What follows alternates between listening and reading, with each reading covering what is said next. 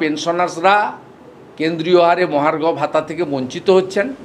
এমনকি গ্র্যাচুইটি পিএফের টাকা retired employee বা টিচার তাদের হকের টাকা তারা পিটিশন করে পাচ্ছেন না।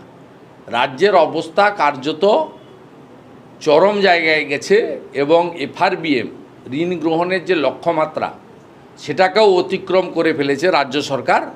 সেই কারণে মহামান্য রাজ্যপাল তার অনেক সময় লাগলো এগুলো বলতে, কিন্তু আমার মনে হয়েছে তিনি পুরোটা অ্যাসেস করে জেনে শুনে বলেছেন। আমি যেহেতু রাজ্যের একটা সময় মন্ত্রিসভায় ছিলাম, অনেক দিন এই রাজ্য থেকে কখনো এমপি কখনো এমএলএ জনপ্রতিনিধি, আমরা বাস্তবটা জানি, হাড়ির খবরটা রাখি।